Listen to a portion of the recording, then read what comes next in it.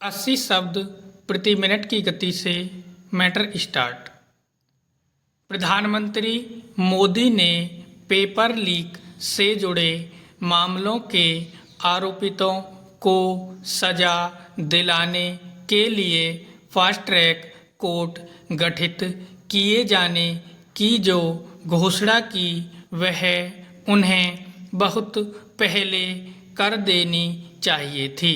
अच्छा होता कि इस विषय पर वे समय रहते देश को सीधे तौर पर संबोधित करते। इससे लोगों और खासकर छात्रों के इस भरोसे को बल मिलता कि सरकार इस मामले के दोषियों को शीघ्र सजा दिलाने के प्रति सचमुच प्रतिबद्ध है।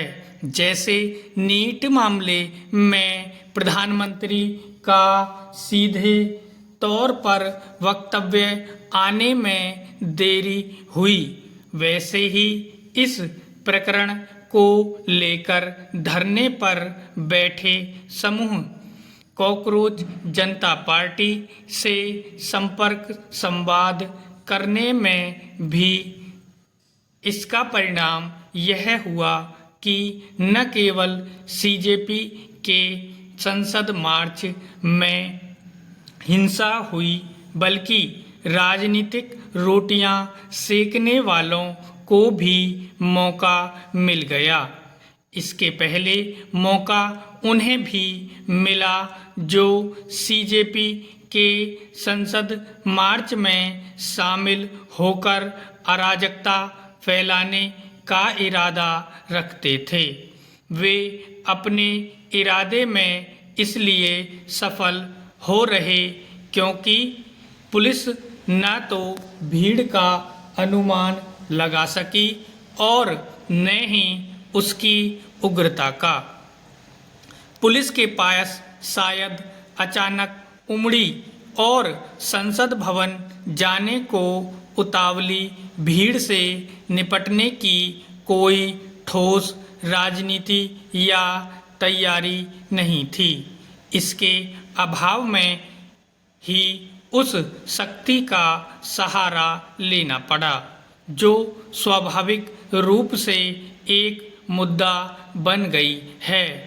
विपक्ष इस मुद्दे को भुनाने का कोई मौका नहीं छोड़ना चाहता और इसीलिए उसने यह मांग रख दी है कि संसद तब चलेगी जब पुलिस की शक्ति पर प्रधानमंत्री माफ़ी मांगने के साथ शिक्षा मंत्री धर्मेंद्र प्रधान से त्यागपत्र लेंगे।